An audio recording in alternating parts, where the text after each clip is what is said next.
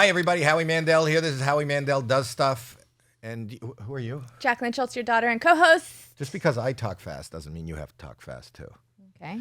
But it's and Lou. Yeah. Don't forget Lou. How are you? I never forget Lou. He's my buddy. He's always here, and he's always... Lou, what are you going to be doing for Cinco de Mayo? You know, I was thinking about that, and I'm actually celebrating Ocho de Mayo this year. That's right. Yeah. Because you're a procrastinator. Okay, that's right. Yes. Who says it's got to be on Cinco when you can plan and probably do more, and then Ocho goes off the chain? That's right. That is and really... people are available to come over for Ocho de Mayo. And I'm excited about today. I am excited, not only because everybody's here and you're here, my lovely daughter and my lovely friend. I'm excited. But I'm excited about who I'm going to talk to, because who I'm talking to is, and I'll tell her this, it's Lilly Singh. And which I don't know that she needs an introduction, but she's like the OG. Lilly, you can come in if you want now, whenever you want. Lily's outside waiting, and it's what is your Angel City? Yeah, baby. And a daddy. daddy hat. And the daddy hat. You can come in, sit down whenever you want. I was just explaining that I'm very excited about talking to Lilly because I was a fan of Lily's before I met Lilly. Lilly is like the OG, one of the OGs of YouTube. You know, and before I knew what an influencer was, she was I feel that we mentioned this last night because I said we're going to talk to Lilly. A lot of the people that are big today are kind of doing what you did a long time ago, and she's also a fellow Canadian, Torontonian. That woo woo woo is, for those listeners, is hello, fellow Canadian and Canadian. But you're very funny. I thought you were like Second City when I first saw you because you do these characters and sketches. And now I have the honor of working with Lilly. Yeah. In Canada. We're doing Canada's Got Talent, and she is a co-judge with me on Canada's Got Talent. And you just spent 2 seasons on NBC doing your own late night show. And you're just fun. But this is, before you get to talk, I'm talking too much. I'm not going to have any time for you.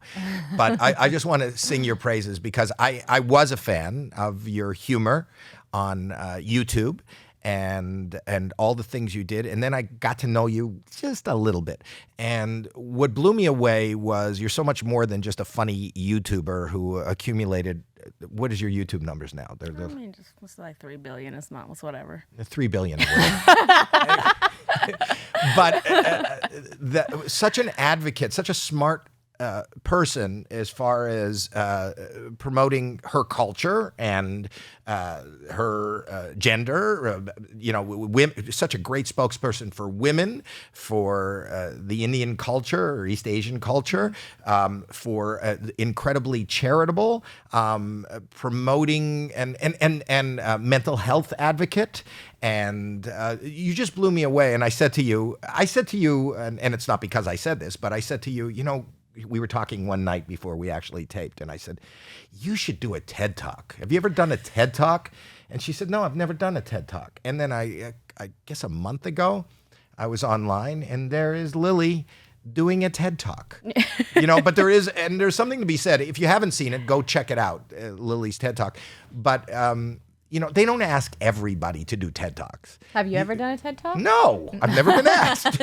So it's so impressive because I think that people that have the opportunity at least to do a TED Talk have a message that I think needs to be shared. And she's also an author, and her new book is out. There's not going to be any time for her because this is, you know how you say this person needs no introduction? She doesn't, but I'm going to spend this podcast is just going to be an introduction with no time. People are going to say, I heard you on the Howie Mandel podcast. Well, I didn't hear you. I heard Howie talking about you. Yeah. But I'm just so blown away by who you are and what you've done. And I love you. I think that you're amazing. I wanted my daughter to meet you. This is my daughter, by the way. You know what? I did not know that. We look alike. We do. It's weird. It's like we look different but the same. We look alike? No, we look Oh, alike. we look alike. Yes. I didn't think we looked. I thought we looked No, alike. No, I something think about you- you reminds me of me. Really? But you do. But Really? you do remind me of my daughter. So my daughter is also. I'll do her introduction too. My daughter Okay, is go ahead. is a great advocate for education. She was a teacher for 10 years. She's also an influencer. She's also she sells pornographic stuff online. So we're exactly the same. I love that. She's got inappropriate mugs on Etsy. You're You going go on my check it out. vision board. Really? Do you want a mug? Kind of. Okay, I'll get you one. Not one with the Twat C word. waffle? A twat waffle mug? Ooh, yes, maybe. What's the Cunt one? Cunt cake? No, no. right. No, don't use that word. It's around getting here. pulled up. I'm getting your less father. of an introduction than you, I think. You're Well, moving I've been on. with Yeah. you. I've been with you for 37 years. Yeah. And you Wow. just had COVID. I did. Wait, I have a question before we dive into. When is this coming out? It can come out today if you want. I was gonna say all of the things you said are wrong. When were you going to correct me? Well, because I was like, maybe they're banking this. So I'm sitting here being like, my TikTok comes out in March, my book comes out in April. So I'm like, I just want everyone to. I was know. going to put it up today, but the thing is, Wait, correct him on everything. but you did the TED Talk. I did the TED Talk. It comes out one day before International Women's Day. So you're a liar, Dad. You said you No, were because scrolling. No, but I he's follow right. her online. I And posted she about said- the TED Talk. And she said, Yeah. I've been practicing and I got Yes. my 7-minute talk and So I got to did get the it TED Talk down. in December, so it's done. Yes, but it won't be aired, so you can't find it online until March. Okay, so then I'm not totally wrong. You're not wrong. You're not totally wrong, but I just didn't want your editors to come after me after this to be like, you let him lie. And I was like, I'm not going to edit anything unless you say something that no, you... the book comes out in April, TED Talks in March, but yes, all of those things have happened, so you're half right. I think I'm more than half right. Okay, you're 75% right. I think I'm 90% right except for the dates. These are all You're things that you're doing. 110% right. But you're an entrepreneur. You own a home. But you- I'm flattered by everything you said. And that's very But- sweet of you. That, honestly, I'm really touched. And that you what feel was that way. amazing was also watching you work, and wait till you see Canada's Got Talent, which isn't out yet also. It's So am I also not- wrong? yeah, no, 110% right. Okay. But you're great on it. You're Thank funny on it. You're supportive on it. And one of the things that really blew me away was also meeting your family. I got to meet your family, and I watched your dad Yeah. with such pride, just watching his little treasure just bedazzle. And I know what that's like. You know, I have 2 daughters also. Yeah. Your sister's also an influencer. Yes, she Am does. I not like, Mom, right, or nothing's you're up on- You have a great memory. You met them for like 10 seconds. But I was really legitimately, I'm not lying to you. You are one of the most impressive people that I have ever met. That's very sweet of you. Thank you. No, it's not sweet of me. It's just honest of me. No, but that's very kind of you. It means a lot because I have to say, and I'm not even trying to say this because I'm on your podcast, one of the reasons I felt so comfortable at Canada's Got Talent was because I was sitting next to you. You are such a joy to sit next to. I learned so much from you. See? And See, I Jackie? really was like... Now you're a liar. Now you're the liar. Also, And I before know. we move forward, I need to tell you all something. I haven't worn these pants in so long because they never fit me. So now they finally fit me because I'm trying to work out and stuff. But they've been sitting in my closet for like 3 years, and I don't know if they've like chemically changed. So now if I move, Leather pants. For if those I- that are, most people listen Yes. to this rather than watch. You're For- wearing leather. So now anytime I move, they crack. So that's What do why you I'm mean they covering crack? myself on your camera. The noise, or they're actually No, cracking? they're They're have actually holes. crack. They When have- I left today, my pants were perfect. Oh, And wait, now- they are. You're, Yes. you're So that's shedding. why I keep doing this for the camera. And whoever's watching, it's because my pants are cracking. Duh, obviously, that's what happens. I've never seen somebody come on with a pair of pants and watch them shed. know. It's I like know, like literally. a snake in autumn. It's Literally. like peeling. Is it real leather? Obviously not. No, 'cause I don't look think what so. it's I don't- doing. That's pleatherette. Yeah, literally. So this is me being cheap, buying cheap pants, and now I'm covering them up with. But my you very know own that's a shirt. theme with you. One of the things I just remember, we had one kid come on to Canada's Got Talent. I'm not giving away a spoiler yet. He was very good, very talented kid. And the first comment Lilly made is, "Did you get those pants on Amazon? Because I have No, the same pants." Instagram ad. It was an Instagram ad. He's like, yeah. I'm like, $4. He's like, yeah. I'm like, same. So she buys $4 pants. I do. So with all these accolades, you know, lady, you can afford like $6 pants. If on my birthday, perhaps. But if you like the pants and they're insane. inexpensive, then why not just get the pants? She does that too. I She do buys. that too. My Instagram ads know me better than any of my exes. It's a problem. They know me so well.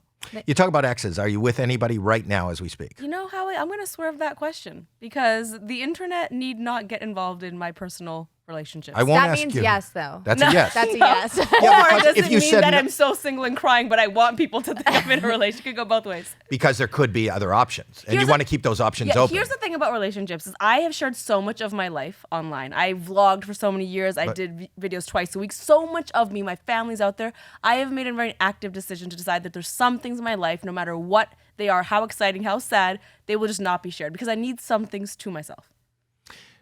So, are you seeing somebody? So that is, you will never know. Okay. All right. I don't have to know. I was just asking. But it's nice that you say that you keep that. Absolutely. I wanted to ask you a lot of questions. I had a lot of questions. You should go on your story right now on Instagram. My story? Yeah, they just put up a story and ask your fans. Say you're doing this because I'll put it. But you're doing my podcast. What do you want Howie to ask me? All right. Oh, that little like question box. Okay. You know? And then I'll I'm gonna- take those. Okay, I'm go gonna ahead. put you in, right? Yo, what's up? I'm with Howie right now. I'm on his podcast. He wants to know, what do you want Howie to ask me right now? Comment. Okay. And as the questions come in, All right. we'll see. Because that way I'm going to ask. I have you on because I believe that there is a huge audience that is really interested in things. And I'm batting a 0 right now because the first question was, are you dating? And I'm not allowed to ask that. So I Oh, figured. you can ask me anything and everything. I feel so comfortable talking to you. Okay. Well, And I'm really good at lying. well, when let's I don't first, wanna. without lying, as a follower, you just got over COVID. Yes. The last thing that I saw, which was maybe a week ago, I've seen stuff Mm-hmm. since, you said you couldn't even climb your stairs. Yeah, so for me, the hardest, I count my blessings because I don't think I got as sick as a lot of other people I know. Are you vaxxed? I am. I'm can double see. vaxxed, boosted. I actually got COVID like 3 days after getting boosted. So I So thought you it was, weren't like fully boosted yet. I right? was like trying to work on it. It was Yeah. it was pending. It was in process. Do you know where and when you got It's it? hard to say.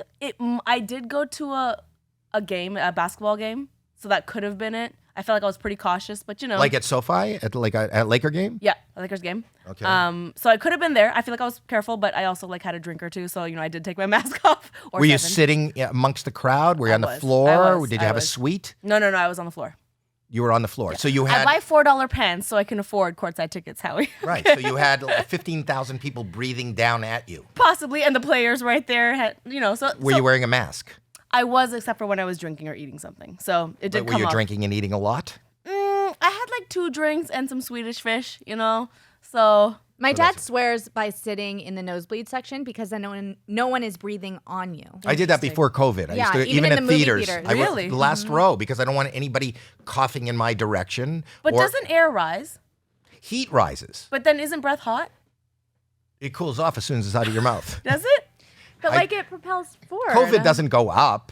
That would mean that the Look most. at a scientist dummy. COVID doesn't go up. But It don't goes you- down and to the left.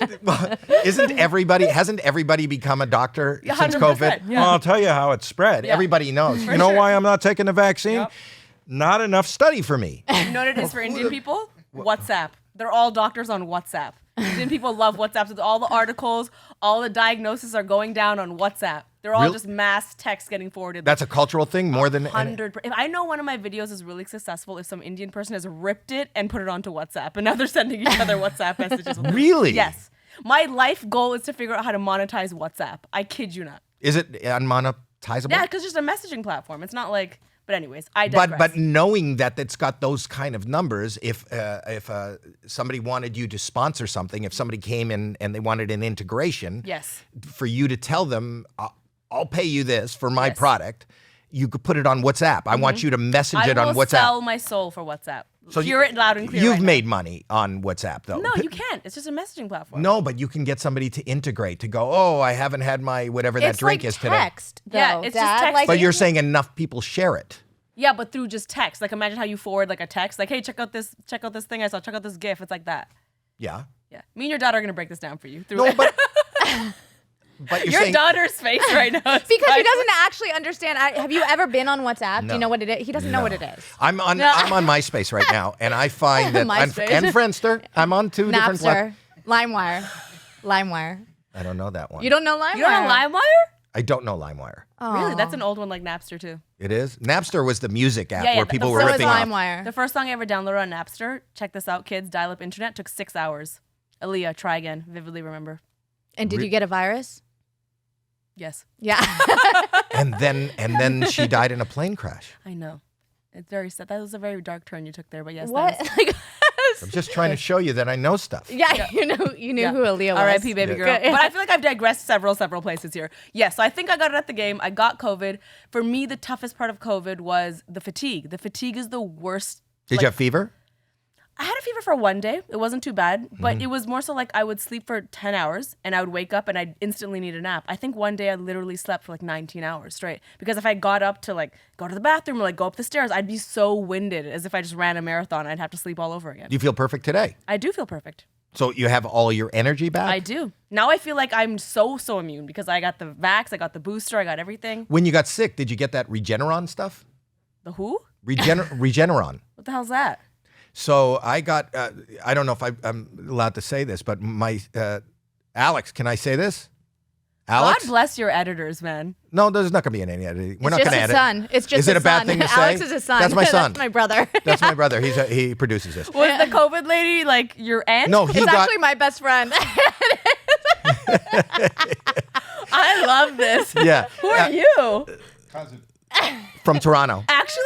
No, but he was him. The first night I ever did comedy at Yuck Yucks, which is the club in Toronto. Yeah, When of I course I started, know. me and him started together. Wow. From Toronto. But my son got COVID, and I got him Regeneron, that IV. Oh. And he said he had more energy than he's ever had in his life. He's only Really? 31 years old, and You're he's going still. to get hate for saying that. Really? Yeah, because it's hard to get. Was it? Yeah. Regeneron is hard to get, isn't it? Am I going to get hate for saying that? Are you pulling a I'm rich- not going to a edit rich it man- out. Is this a rich man flex Kind right of. now? Yeah. Yeah. It's a rich man flex? I mean, you don't have to edit it out. I'm letting you know. You're is going to it a get rich man hate. flex? Yeah, it is. Yeah. Oh, well, I'll be honest with you. I'm rich. See? How can you hate on Lily that? though? doesn't know. She buys $4 pants. Yeah, that's what's up. Lily, you're rich.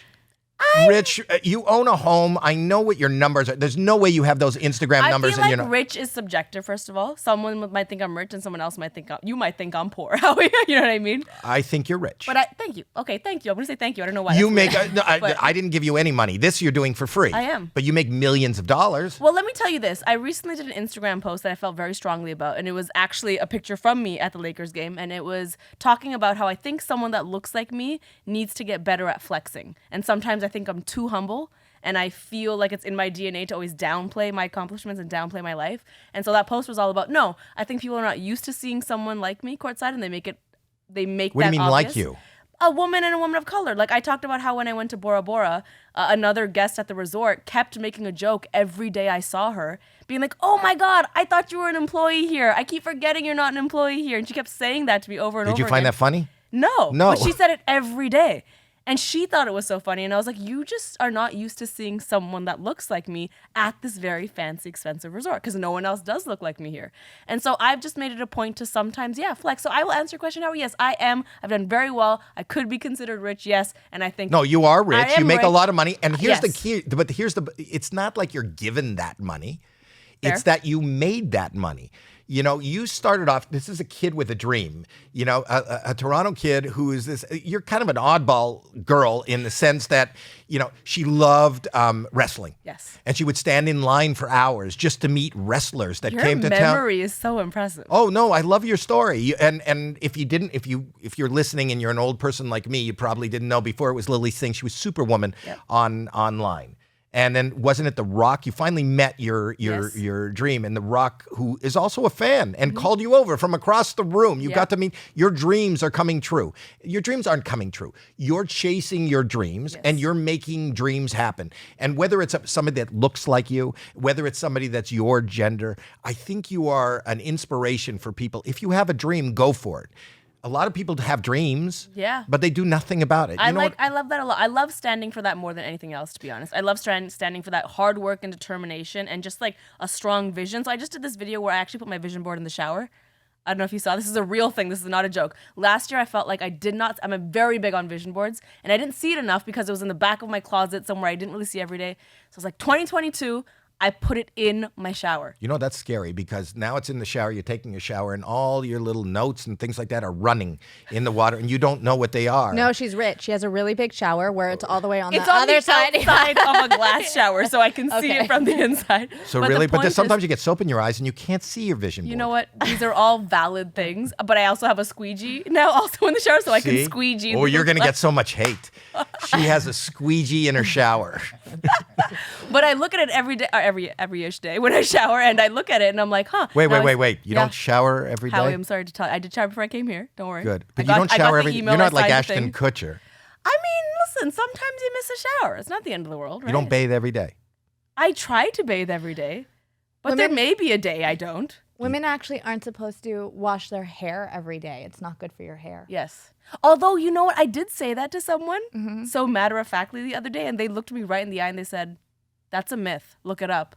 And I was like, what? Is it? I don't know. Don't tell me if it's I a think it myth. might be. It might be. Don't I've tell been me. saying it with such confidence, though. She has the best hair. I do.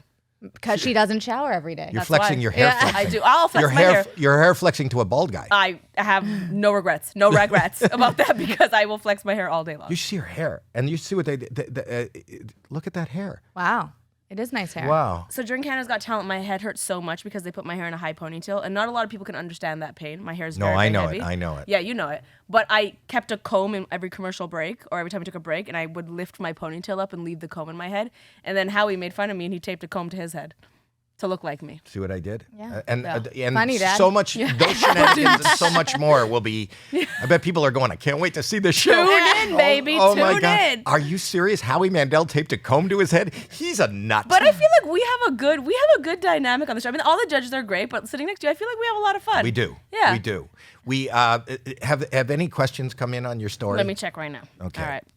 Boom, boom, boom. How many, what is your number on Instagram? I could look it up and give you the I have answer right now. 10.8 million. 10.8 million. So we got to have a question. At least one. We got to have a question. No, but you brought up how she works really hard for everything she has. And I think deserves that- it. And right. not only hard, but smart. But I think a lot of people don't realize the effort that goes into, because I know you started on YouTube and being a content creator. I don't think a lot of people realize the effort and the amount of work that goes into actually doing that and creating the content and thinking of the content and editing and uploading it and doing it every single day. And sharing. Yeah. I will say, and those of you that are listening that may not be familiar with my story, so I started uploading YouTube videos in 2010, and I had no background. I have a degree in psychology, so I didn't know how to use a camera. I didn't know anything about comedy. I didn't know anything about writing or storytelling. I taught myself all this stuff. You're saying psychologists are idiots. Is what you're saying. What I'm saying is that currently my degree is a paperweight. I'm not saying that, but I haven't used it. But, I did the whole thing, making a tripod out of books, taking my little IKEA lamp as lighting. I really figured it out. But I think more than anything, I did that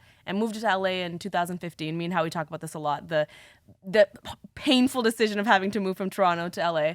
I've written 2 books. My second one comes out. I've been on tour. I've learned how to upload content now. I have my own production company. I say all of this not to just, ramble off things I've done, but really the common thread through all of that is just like being a disruptor. I really am a believer of things have been a certain way. They don't have to carry on that way. You can do things a different way. You can break the mold. And that has been the thread through my entire career. Things have always been done this way. I'm going to do them this way.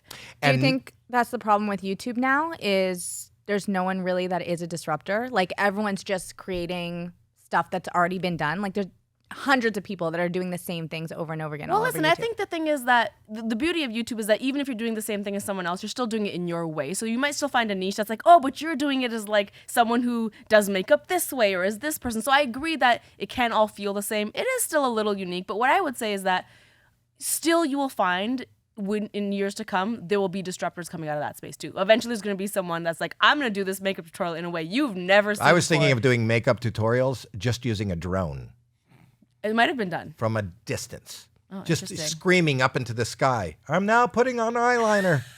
Good. You think that's good? Yeah. Everybody looks good from far away. Drones are a big hit. I know. Yeah. Do you want to just take my phone, or would you want me to read the questions? Whatever you want. Here, you want you- me here? You They're the have- questions. Here. Yeah, these here. are- Have fun. If it locks, you can just scroll through the question. I give you full access to my Instagram. Oh There my you go. God! This is the live. Have you ever done that, Dad? Uh, These are the questions that people are asking. what are your plans for Unicorn Island You can ask the Productions? first one too. I see it. I saw you. Oh, you skip saw it. me? I Yeah, saw okay. you skip it out of respect. That's Well, very baby, sweet of you. it says, "What's your female type?" Yeah, we love that question. I've never talked about this actually. So those of you that are listening, I came out at the very tender age of 30. That was a lot of fun. Especially I think coming out is probably a tough decision for anybody to make, but I would imagine seeing how tight knit your family is, and also you have a kind of in your culture. I think that. Well, you're a disruptor of your whole culture. Yes. I think women in your culture are not as. I often think to myself, why don't you just pick a struggle, girl? Like, why are you doing that? You know what I mean? Because I really am out here just being like, I need all the therapy. But yes, no, for sure. It was hard to come out at 30, hard to come out as a brown person, hard to come out as someone in the public eye. The day after I came out as bi, it was the #1 trend on Twitter. So I opened my phone and Twitter, it was right there in my face, and I wanted to throw up. I think I did throw up, actually, to be completely honest, because I felt so just strange about that. But I now... What made you come out? Like, what was that defining moment where you go, I'm going to share that now? Yeah, I think... Because you don't have to. No, you're absolutely right. But I had a fear of, because like I said, I share so much of myself online. I really didn't want this to come out through a different way. I wanted me to be the one that said it, and I wanted it to come out in a celebratory way. Because I really do feel like there's a lot of stories of people coming out that are very sad, and they're very valid and emotional and needed, but I didn't want mine to be that. I wanted to control the narrative and say, hey, I'm proud of this. I want to celebrate this, especially because I come from a culture where there is so much pain involved in that process. I wanted to show a different way of doing it. The reason I decided to come out at that age is honestly because I came to terms with it to myself at that age, very, very late. Growing up in Toronto, in high school, I didn't know a single queer person. No one in my high school was queer or identified as queer. When I went to university, I knew one queer person in all of York University. I'm sure there was more. Well, that was out that I knew of, and they were nothing like me. So it really wasn't until I was a full-fledged adult that I was even introduced to the concept of queerness or queer people. And so that helped me learn about myself. And I literally admitted it to myself like months before I tweeted about it. So it wasn't like a years and years of me. Okay, so you come to the realization, did you share with your parents before you tweeted? So like a type A personality person, the moment I said it to myself and my dog, I gave myself 30 days to tell every single person I needed to tell in my life. I made a to-do list, and I told every person, 30 people. You sound like my daughter. I was like, okay, 4 p.m. on Friday, I'm going to have this conversation. That was me. So yes, my parents did know. Who did you tell first, mom or dad? I told my dog, and then I told, I literally did. Did you swear your dog to secrecy? I did. I was like, you tell anyone, I swear to God, you go straight to the kennel. But I told my closest friends from Toronto first, and then slowly I told people here and there. It wasn't a long list. It was like 10 people. My parents were the last on that list, and I was quite nervous about that. And were they both on the phone? What was it in person? No, I did it in person. Were they both in the room? I wrote a letter and I dropped it in front of them, and I went upstairs and cried. That's honestly what happened. And then tell me what happened. What seemed like an eternity passed by, and they came up, and honestly, they did the best they could have done at that moment. My mom hugged me. She said, doesn't matter to me. What did the letter say?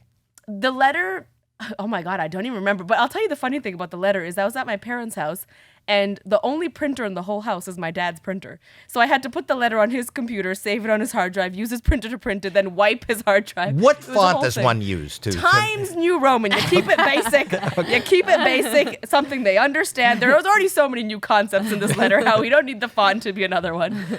But yeah, you know, they did the best they could have done, and I think we both needed some time to kind of adjust to this new normal. Did they accept it right away?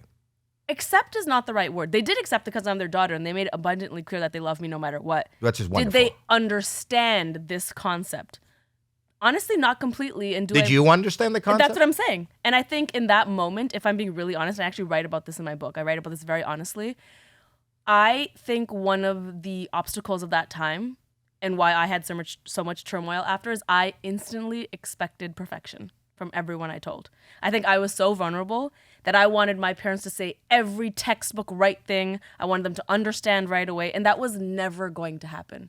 These are people that grew up in a different time, a different place, have never heard of What's these interesting terms. is that was your expectation, having been a major in psychology. Yes. You would understand that we are Right. foibles. So my logic says that, but at that time I was just so scared and nervous and vulnerable, and maybe I deep down subconsciously wanted to distance a little bit so I could figure myself out. So I created this little bit of like, oh, you didn't say this right thing, and they were like, we love you. It doesn't matter. And so now I can say, you've met my parents. They came to Canada's Got They're Talent. beautiful family. Where we are now is such a beautiful place of them learning, me learning, us meeting in a common ground, and me really learning that people being from two opposite sides of a subject, you can meet in the middle. I know in today's day and age, we feel that's impossible. Always like, you're this, I'm this, you're red, I'm blue, I'm this. But I really do feel like through education, compassion, and learning, you can meet in the middle. And that has been the story of my life with coming out. And so now I'm in a place that's so beautiful with my parents, and I have such a great relationship with them. But, you know, I don't know that they would be so surprised. I mean, you don't fit in any box. I don't. You don't. You know, like being a little girl in Toronto who's a big WWE fan, I would imagine, and this is for most families, I don't think it's your culture, but I think that your culture kind of loves education and knows the value of education maybe more than other cultures. You went and get a degree. You went and go get a degree in psychology, and then you end up being a YouTuber. You know, I don't know if that's something that a parent accepts really easy. You know, and then not only are you a YouTuber, but you're a YouTuber that has kind of an edgy. You know, you're edgy. I would imagine seeing your mom, who seems just from, and you don't judge a book by its cover, but they seem conservative. They're not that conservative. Like, don't get me wrong, my mom knows every lyric to Drake songs. Like, she can get She down. does? She does. But she's still from a time where they do have certain ideas and certain beliefs, and it all stems from fear. Like, I talk about this in my book as well, and this is where my psychology degree comes in. My parents never, and no parents out there do something because they're like, I want my kid to be unhappy. That's very rarely the case. It's more so, I'm scared. I don't know what this means for my kid. Will my kid be safe? Are they going to be okay? Are they going to make it? Are people going to treat them? I think that's where all of that stems from, right? It's not that I don't accept you and this is wrong. It's, are your cousins going to treat you differently? Are people going to be mean to you? And are you going to get hired by... Like, my dad was like, what does this mean for your fan base in India? And that's like a valid fear. And he actually, you know, that's the first time I thought about it. I didn't even think about that when I was coming up. But I was like, oh, yeah, like... that was just outlawed years ago in India. Up until a couple years ago, it was illegal. It's illegal? It was illegal. Just up until a couple years ago, they legalized homosexuality. But like, when it was illegal up until a couple of years ago, what was if they caught somebody who happened to be gay? I think they could arrest you if you were engaging in acts. Yeah. Imprison you? Yeah. For being gay? Yeah. It's also still a law in many places around the world. Wow. But I thought India was a little more... Well, they are now. Progressive. So as of a few years ago, they lifted that law. But all of those things I had to think about from my parents' perspective of like, oh, yeah, they're worried about me. This is what this comes from. It's not that they hate me or they don't approve. It's always comes from fear and love of your child. Wow. But you're very brave. You really are. And what is it about you, do you think, that made you dance to your own drummer your whole life? Like, I would imagine if you grow up in a kind of, you know, I'm friends with Russell Peters, who comes from the same, but he talks about his parents in comedy. For those that don't know, Russell Peters is like an internationally renowned. You should know him. Yes. It's amazing how much bigger he is internationally than he is even domestically. You know, he sells out in London. He sells out the O like 2 nights, and he sells out like.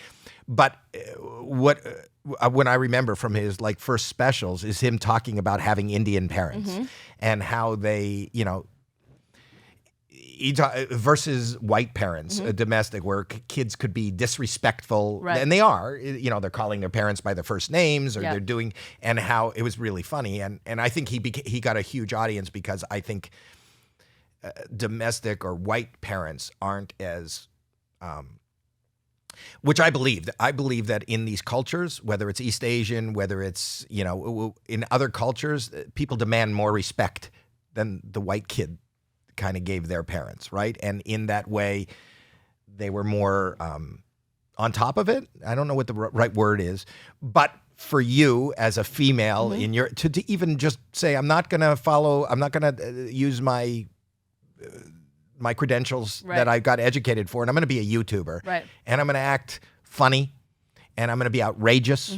And I'm going to, even all that, what made you do that? What do you think it is from your upbringing that made you do that? I think there's a few things, and I keep plugging my things, but I talk about this in my TED Talk also. So I was born with a little bit of a chip on my shoulder, admittedly, and I say that very transparently. I have no issues admitting that.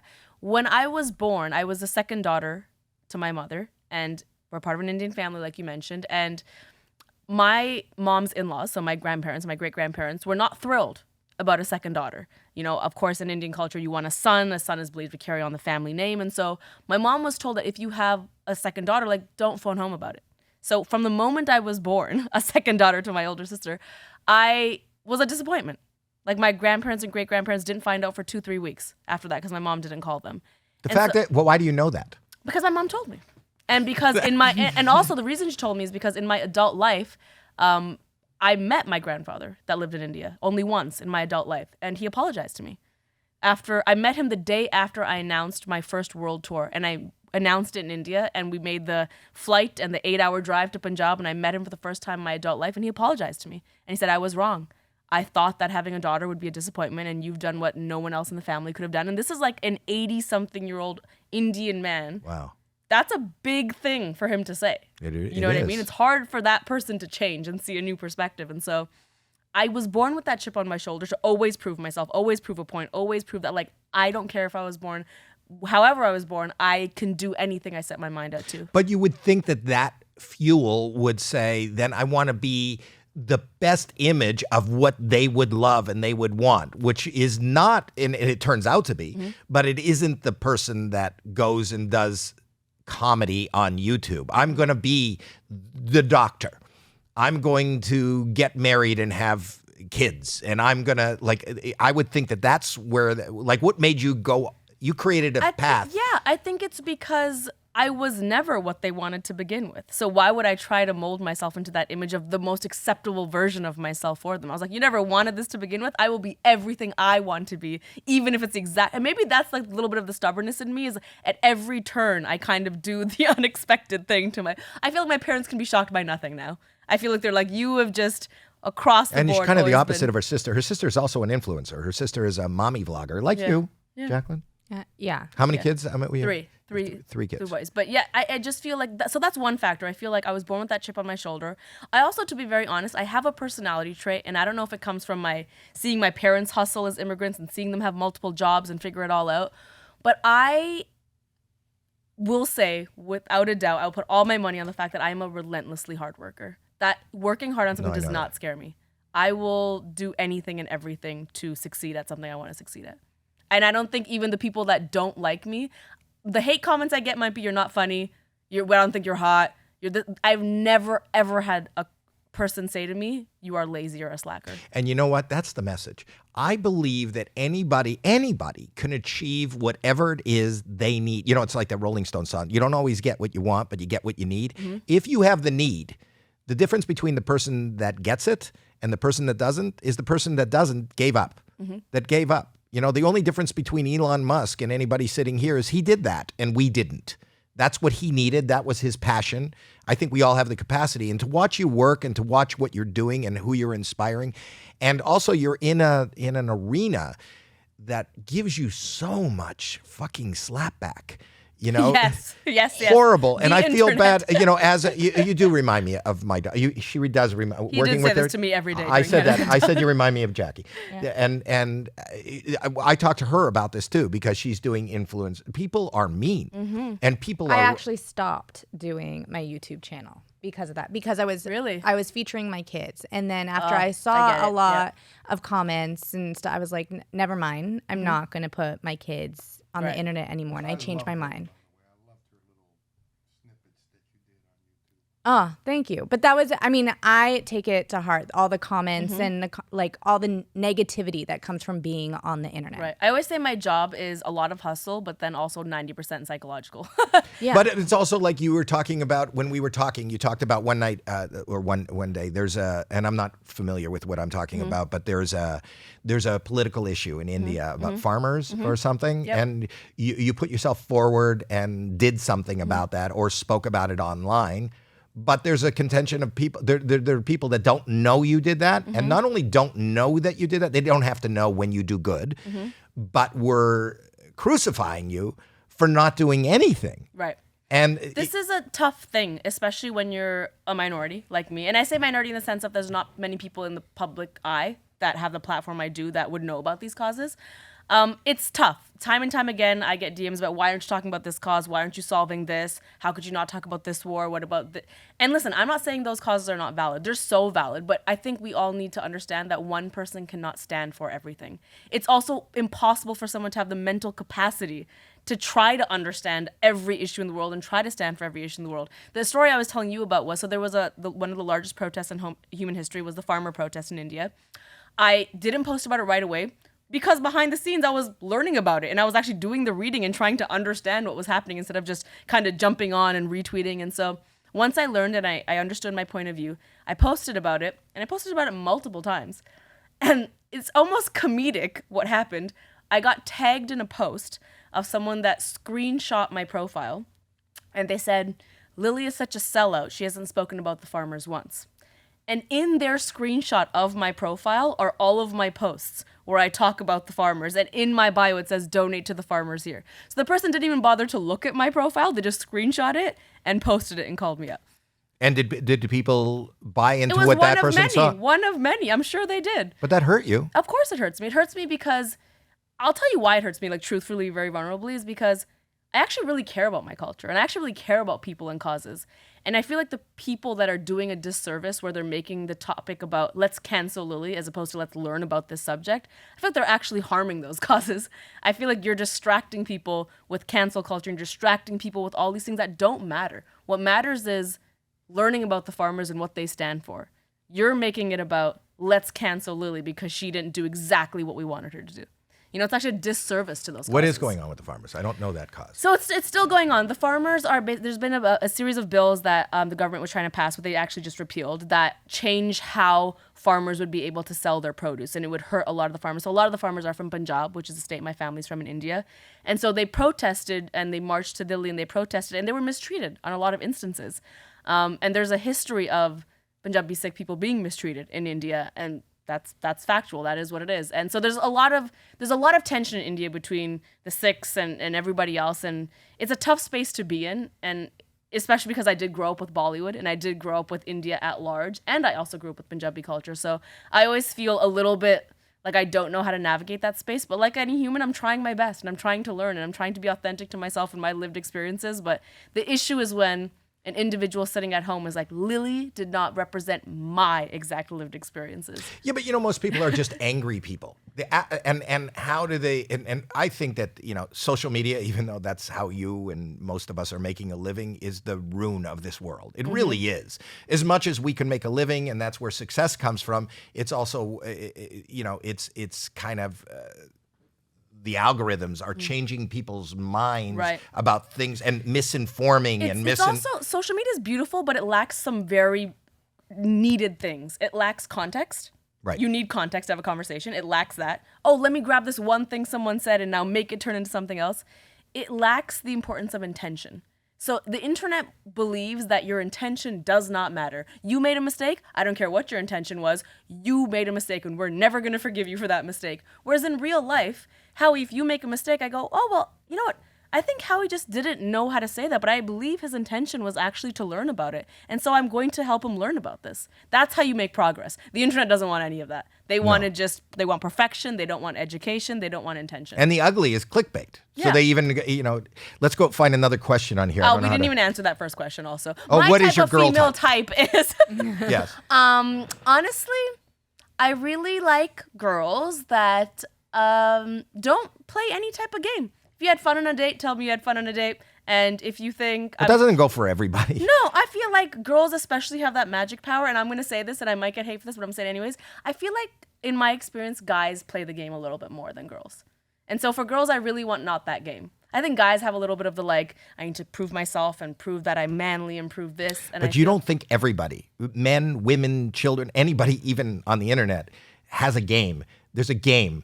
But women like the game. Like women like not all women, and you're saying you don't. I'm saying I don't. But I know that there are a lot of women, even if they say they don't like the game, they always go for the guy that is not giving them enough attention. Not always. Trash. I love it. I think, to be fair, with the guy, I may be basic like that. That's true. I might be like, my God, he's such a bad boy. With girls, though, I don't. I think the girls, because I know they can be vulnerable. Not to say guys aren't, but generally, I think they're more vulnerable, more open, more able to. Conversation's so easy with a girl. So I really want that to come out. I don't want. But don't you want that in anybody? Doesn't anybody want that in anybody? Somebody that can converse. Like even women play games too. Like even in a heterosexual, they don't eat. They'll be starving. Who the hell's not eating?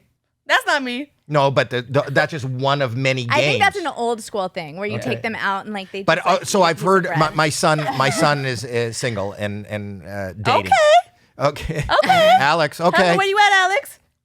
Alex, were you He's at- hiding. He's hiding now. Wait, He's played- is it publicly known? Alex is also like on the internet, right? Yeah. Yeah. Right. Mostly behind the scenes, but Okay. in front of the scenes. Well, for but anyone that's interested, he has a mask on, but Alex is very handsome. he is. So everyone that's interested, You were like OG YouTube too. I have a video of you doing like dancing in a bear costume. there you go. Yeah, Who on doesn't YouTube. love that? That's hot. But I've seen you say you've gone out with somebody and then you're deciding how long before you text back, or do I put it in caps, or how should the words? That's a game.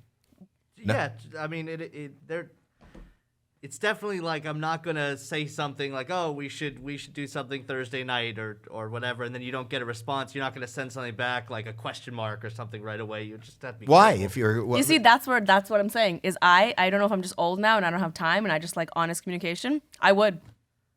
see, Caroline says, mm-hmm. Now here's the thing. Maybe it's women. I also like when someone does send a question mark like, "What are you waiting for?" Maybe but we what- all just believe everyone No, else you wants to play don't. the game. but No, in you don't. in answering your question, you said you want somebody real, I just want someone real. I want. but nobody's real. And I'll tell you why I say this. I went on a date with one girl, and this is as far as I'm gonna go with this answer. But I went on a date with one girl, and right after, I loved so much that she texted me. She said, "I had such a great time. I'd love to see you again this week." And I was like, "Cool, me too." And I was like, "The easiness of this is great." so has that ever happened? Have you ever done that?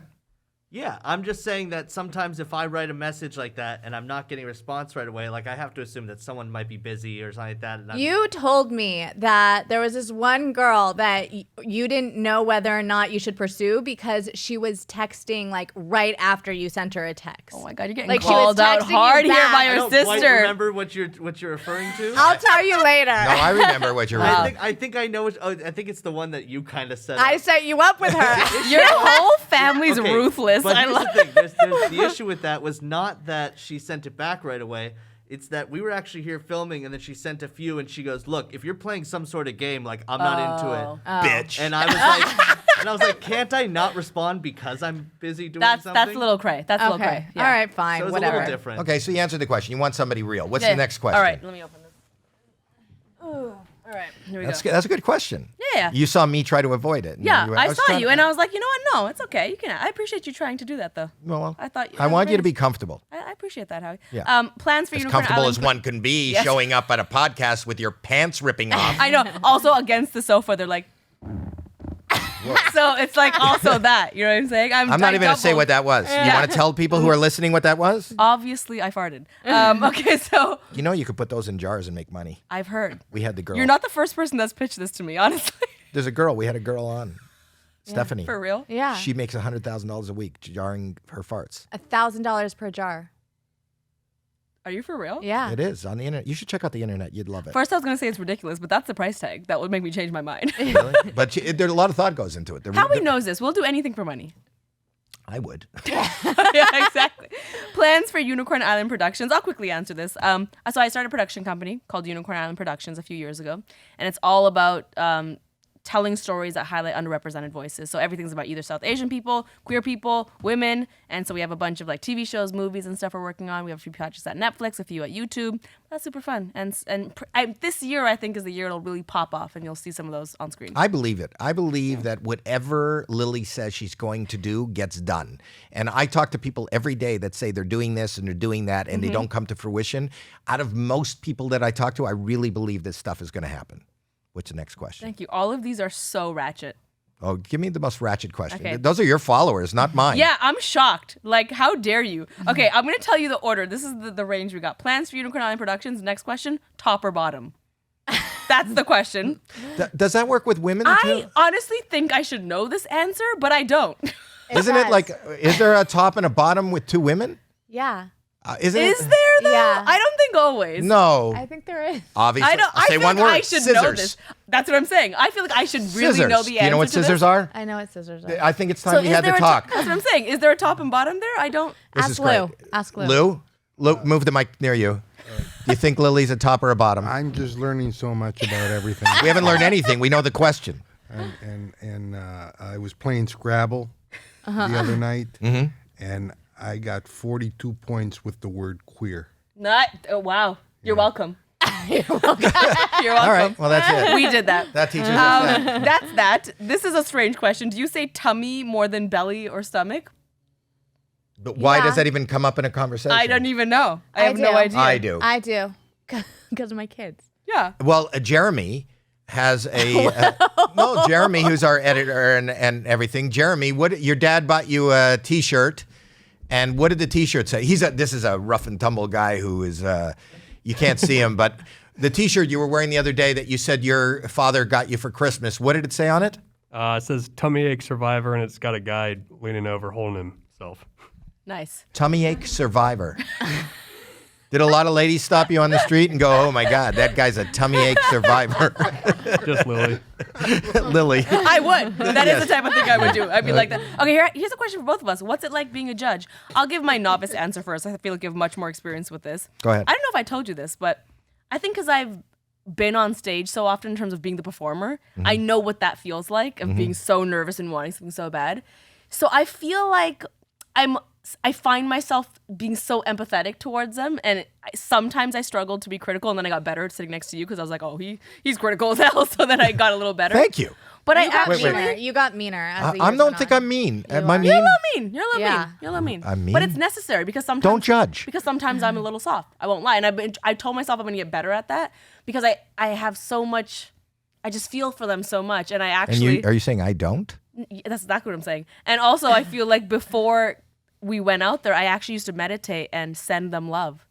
Did you know that? That's No. how You didn't. I did. No, you In my hotel room, I'd sit on the floor and I'd be like, I'm going to meditate. You believe in that? And I'm I mean, going to I believe in I'm meditation. going to send them positive energy since they're going to be performing in front of me. Well, one or two acts that we saw didn't get any of your They didn't energy. get any of the energy. No, none of that. Yeah. But I don't think I'm mean. Yes, you are. No, I'm not. You are. No, I'm not. You're No You're spoilers. No, you're no s- spoilers. You're Brutally- stupid. you're brutally stupid. honest. No spoilers. You're stupid. And you can edit this out if we need to, but We're not and editing I it. quote how he said to one contestant, "Do you know Lindsay Sterling?" And the person lit up and was like, "Of course I love her." And he literally looked him in the eyes and said, "I imagine you're what her nightmares look like." No! Why did you say that? That's so mean. You've gotten meaner. Here's Like, what I've gotten. I- Here's what I've gotten. I won't cut that out. Here's what I've gotten. Like, brutally honest. It was really hard for me at the beginning to be a judge. And I'll tell you what was hard. First and foremost, like you said, we're both performers. We've been in front of the audience, so I kind of know what it feels like. And I had that empathy. The next thing was, if something is so, like, are you kidding me? Are you kidding me?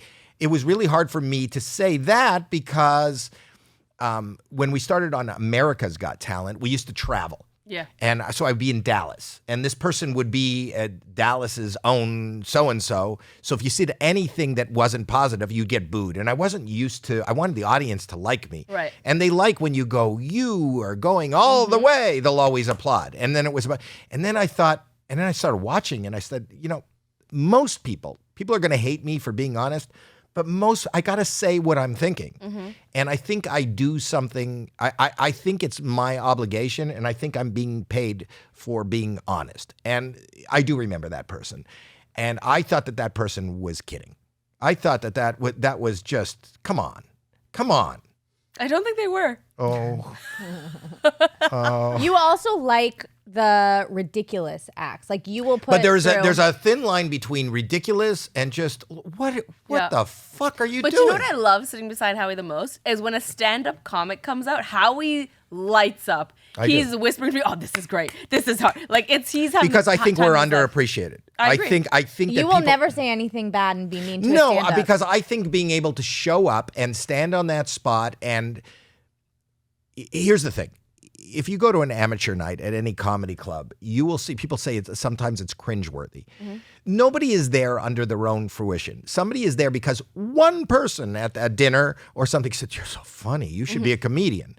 The luck is that what I do, more than just Uncle Nathan, a whole room liked it. Like, think about how I made a living. I made a living pulling a fucking rubber glove on my head. I mean, most people go, well, that's not an act. Right. That's nothing. And it just so happens that whatever my sense of humor was, and it's, kind of narrow, a larger group of people liked it. I've told this story ad nauseum. When I sold out 2 nights. He played with me. We did 2 sold out shows at Radio City Music Hall. And between the 2 shows, we were up in the dressing room. You were there. Lou was there. He saved his underpants and framed them from that night. Didn't you, Lou? Yeah, I did. That's amazing. He did. I have it framed because they didn't have any pictures. So So all he has is the underpants from that night. That's incredible. It is. So, but 7,000 people were walking out onto 6th or 7th Avenue, wherever that is. 7,000 people were walking in. There's 14,000 people in the street. They had stanchions and cops. My wife is standing there, your mom, and she goes, "What? This is all for you. What are you thinking?" And I'm thinking, in this city of 10 million, 9,886,000 people don't give a shit I'm here. So the point is, if you see, but it is, that's the truth.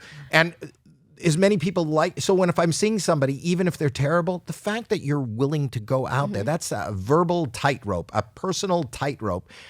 Just to show up, not singing a cover of somebody else's song, not doing a magic trick that you bought, and you paid somebody to show you how to do it and it's a trick, not having a troupe of people that are moving like you, just to go out there and hopefully that people hook onto your words, to me is amazing that you're willing to show up. No, I agree. I totally agree. It's just such a joy sitting beside you because you turn into a happy little child, and it's incredible. Because everything I've ever been punished for, expelled for, hit for is what I get paid for today. And I did not chase this career. It found me, and I needed it, and it is my survival. So I have an added appreciation for other people that are willing to try it. But some people shouldn't be doing it. And they should make that decision after they do it a couple of times. They need to make that decision. Well, they'll make that decision after you judge them. Yeah. I'm sure of it. I'm very sure. When I tell them you are Lindsay Sterling's worst nightmare, Yeah. that means Literally. go home. To his eyes. That's so sad. They used to say Simon was the meanest or harshest, and now they all say you are. But I respect that. I do. Yeah. I respect that as people- someone that sat next to you and had a hard time always being honest. And I got better at it as we went. Yeah. But it's that in itself is a talent to be like, hey, I don't care if the audience boos me. This is how I feel, and I'm going to stand up for how I feel. The truth is that you got to listen. You can't give people blind optimism in the sense that they're going to humiliate themselves. They're not going to make any. If anything, at that point in my career, I would have loved to hear, how can I make this better? What should I do? Maybe I need to go in another direction. Maybe this is why this isn't good, and I want to try something else. I don't think we need to be oblivious. And they know. You'd show up knowing you're going to be judged. What's your next question? All right. Let's see. All these are the same. I love that we're engaging your audience to I ask know. these questions. I'll put it up. Why are you so positive? Is that a question? I don't know. That's not a good question. Yeah, that's not. No, don't be positive about the question. Would you ever make an OnlyFans? Oh, There. there's a good question. Yeah. You know Who that, asked you Howie? that? G Narwan. Gene Arwen. Yeah. Would you?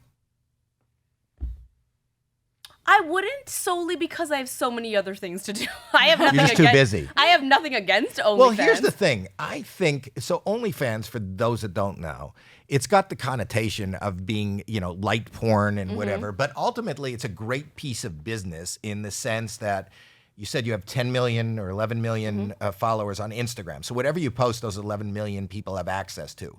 If you said I was going to give specific content to people who are willing to pay $5 a month, if you can get 200,000 people paying $5 a month to get content that other people don't get, you could do that, and it doesn't have to be porn. It's just 100%. It can be whatever you want. Yes, it's kind of associated with risque stuff, but it doesn't Right. have to be. Right. But you can so in that sense, I don't think that you would ever want to do soft porn, nor should you. And if you do, no, I'll Let's be. never say never. I'm saying never. I don't want you to do that. I'm working for Why? your father now. because of how much I think of you. I don't want you to ever do that. And if you're waffling, you call me and I will talk you out of it. Here's the thing. I am very everyone should do what they think is right for them. And so I just think that if someone is like, hey, I enjoy doing this makes me feel sexy and I want to do it, they should do it. So if I ever get to a point in my life where I'm like, I feel sexy doing this and I want to do this, I will. It would never for me be like I feel I have to do this, or I think I have to do this to be cool or anything. I just think people should do whatever they want to do. Okay, do you feel like taking your top off now? Not right now, particularly. Okay. All right. Just checking. But when we shoot the semifinals, maybe. You know, never know. Never You know know. what? You're absolutely right. And I had a girl on here. Do you know Tana?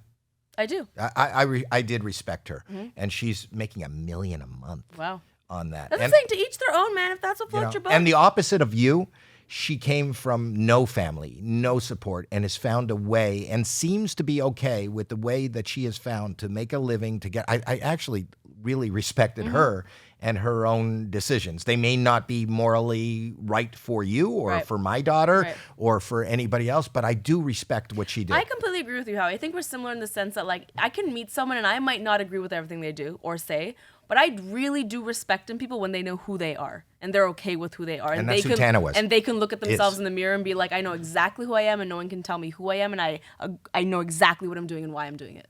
That makes sense. You know what I mean? That does make sense. Yeah. Do you want to? Do you have a question, Lou? I do have a question. Let's hear it. And the question I have is, you have a tattoo. I've been looking at your Yeah. tattoo right here. So how do you decide where to put a tattoo? That's the hardest part. Okay. Anyone that doesn't have a tattoo, it's not about what you get. That's easy. It's where to get. It's always the hard part. No, she had an idea, which I got. We got some press for the other week because I talked about it on Ellen.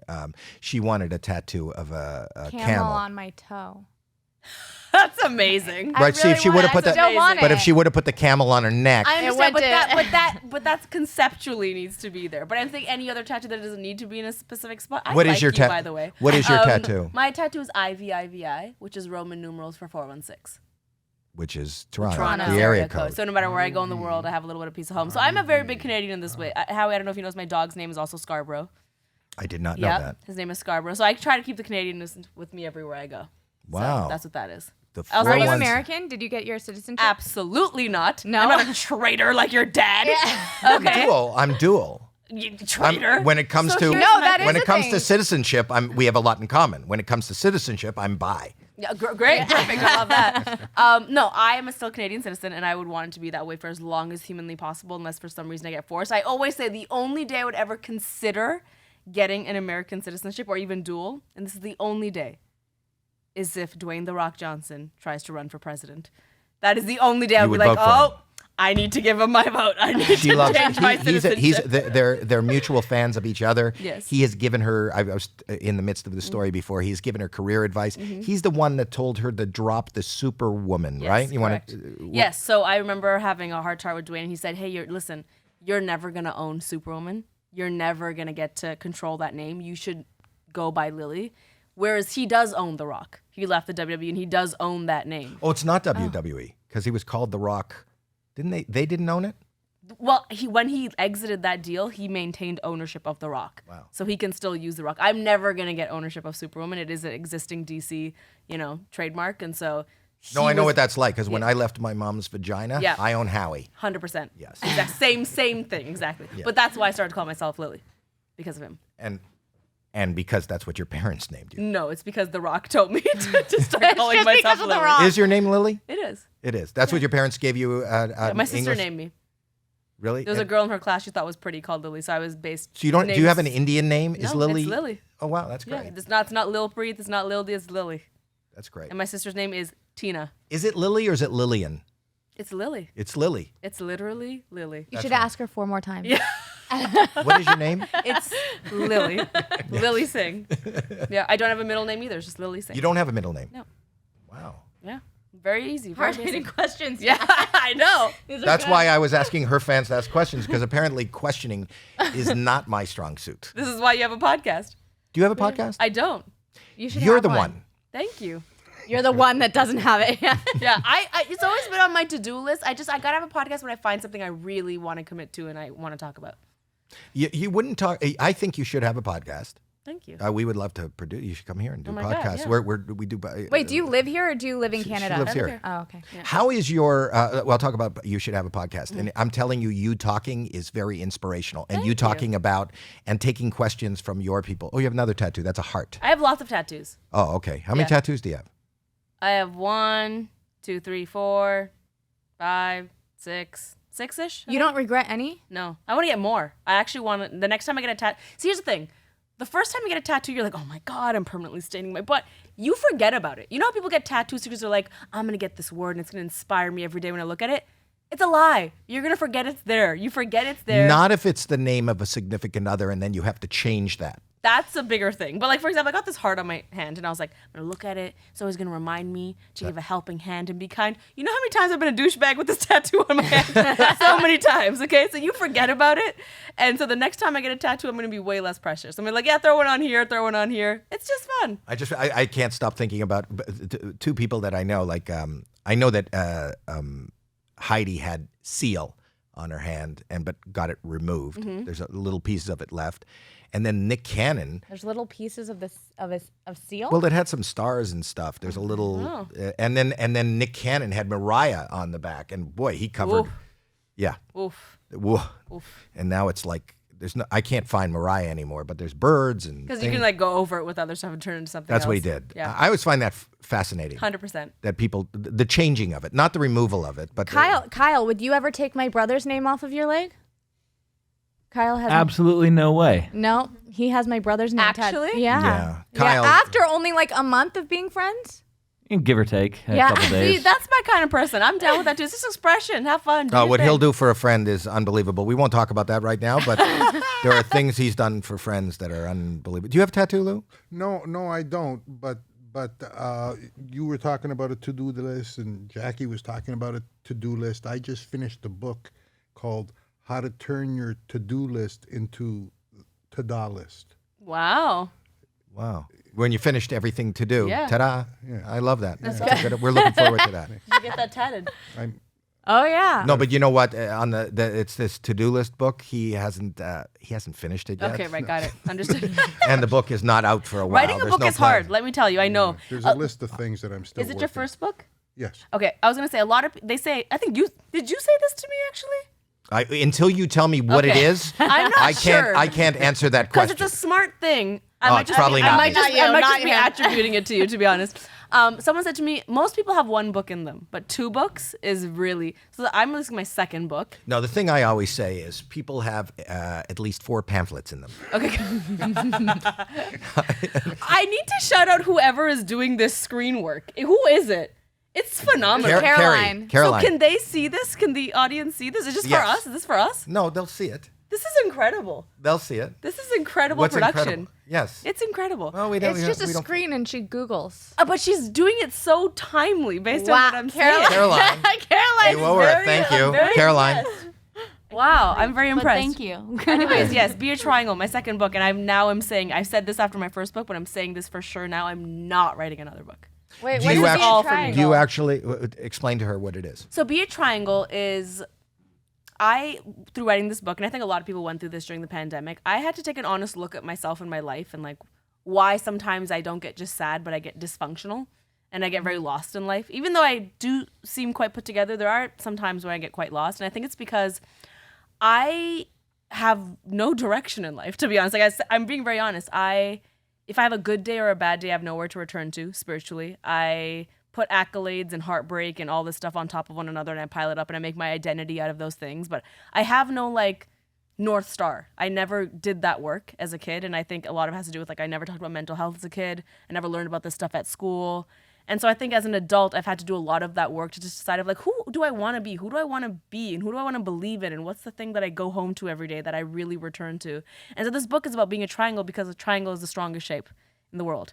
And it's because that's such a strong foundation. And so this book is about me doing that work of being like, no matter what happens in my day, I'm returning to this place of who I want to be and what I want to do in life. And so that's what this book is about. Do you go to therapy? I do. I have therapy today at 7:00. Okay. Yeah.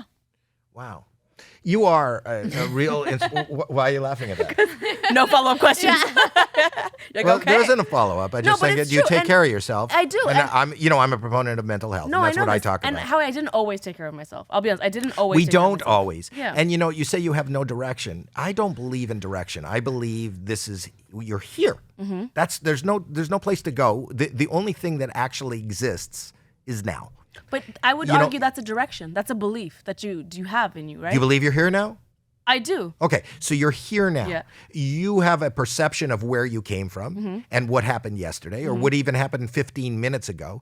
Whatever happened, everybody sitting around and all of us have a different perception because we all took it in from a different angle. Of course. What's going to happen after this is an intention, but who knows? You don't know if it's going to turn out that way. You don't know if you're going to. The only thing we have is now. And that's why I kind of like the triangle. That top of that triangle, I think of as now. And everything that happens leads to that now. And That's an interesting take on it. I like it. well, because of my mental health, I can only, and I don't. But if I focus on now, I'm okay. If I'm worried about what might happen, I'm not okay. If I think about what did happen, I'm not okay because I'm always concerned about how that came off, what happened. Did I do the right thing? Did you know what I missed out on? You know what I did? The only thing I have is right now. And whatever's happening, I really don't. I try to control right now, but I can't. It's just happening. Yeah. And go ahead. I think my perspective on this is, and I love that because you're taking that from your lived experience. For me, what was so hard for me is that I got a little bit of fame and I got money and people started treating me differently and I started treating myself differently. And I'm not to say that only people who have gone through that experience can relate to this book, but I think for me what I needed was, hey, even if this all goes away, what do you have to go back? What do you have inside that you can still lean on and go back to? Even if this doubles or triples, what do you have inside that you can go back to? I don't want my mood and my beliefs to be so easily altered by external forces that can happen in my day. And I used to be like that. I'd be super, super positive in the morning and I'd go out and some minor monkey wrenches and hiccups would happen and suddenly I'm in a totally different space. I didn't always consider them to be monkey wrenches. They would truly take me off track. Oh, now I'm like miserable. Now I have this belief system. I don't want to be so easily faltered like that. Do you want children? I do. Okay. Adoption is on my vision board. Well, then you should do it. Because I got to tell you something, and that's everything to me, and that's why I'm sitting here with my daughter and my son, and I see my other daughter and my grandchildren. That is the epitome of a direction, and that is the epitome of something that goes back to. And as much as you're trying to change your life or direct your life, when you are legitimately responsible for another life, there is nothing more important. They ask us, anybody who's gotten a little bit of notoriety, I'm sure you've been asked, like, how do you want to be remembered? What do you want them to say about Lilly? What do you want to? I don't want to be remembered. My only legacy is my offspring or my children, and those are the people. If those are good human beings, then that's my legacy. So that's. I think you would be an amazing parent. Thank you. No, but I think you should. And I think you would improve the world by having a child and seeing how your words and your actions kind of direct somebody to be where I got to say, and I'm saying this, I'm getting a little mushy, but I'm so proud of these people that are sitting here with me because ultimately, even though they're funny and they seem, I think they're good people, right? And just to add, I don't think there's enough good people around. That's the biggest problem. Good people are underrated. Being good is important. Being but kind being is good important. and being nice doesn't make noise. That's what Being, when somebody for goes, sure. they're even in business, they'll step on toes and get to the top and they get the noise and everybody wants to be that person that's on top, but that person that's on top has killed 5 other careers. Very seldom do nice people become the trend on Twitter. But I think you can be. I think you can be nice, and I think you can be successful, and I think you can be powerful, and I think you could be. So I think you add all that to the world, and I can't thank you enough for being here. And I wish you success. I know I made the mistake at the beginning. The TED Talk is going to be worth in March. Yes. When is Be a Triangle? You can pre-order it now, LillySinghBook.com, which you said you pre-ordered, by the way. You commented on my thing. Thank you for that. It's very sweet. I did. I know you're very, but I didn't know very that they were out. I clicked chill. on it, and that's why I was wondering why I didn't get it yet. No, it's all good. It comes out in April. Yeah, April 5th. I thought I didn't want to tell you that I didn't get it yet, but That's I all thought they good. lost it in the mail. No, and I felt it's coming. bad that I hadn't It's read- coming. Don't you Okay, worry. So I did get it, and you have not only a great person, but you have great hair, and hair That's is the always most been- important. And you've really impressed Lou today, which is tough to do. Thank you, Lou. Very, And very I'm nice so to meet you. thrilled Nice to that meet you you're as well. that to be working with you. We'll look for Canada's can't Got wait. Talent. I don't know. I don't have anything else to say. It's been a true thrill for me. This was so much fun. It is It fun. was You a should great do a talk to you. podcast. We should talk about you doing All right, a podcast. let's do it. Let's do it. Jackie, you want to add something? No, I think you covered everything. You always want to leave because I complimented you, and you don't want anything else to be said. No, I like where that ended. I like the ending of this Because podcast. they might We're forget good. the compliment that I gave you about being a good I'm person. a really good I will say person. all whatever 5 days I sat next to your dad, every day he brought you guys up, every single day. Really? Yeah. He actually called and told me a lot about you too. Really? Yeah, I swear. Oh my God. Yeah. I did. All right. very sweet. Mutual. Anyway, that's the end, Kyle. Kyle.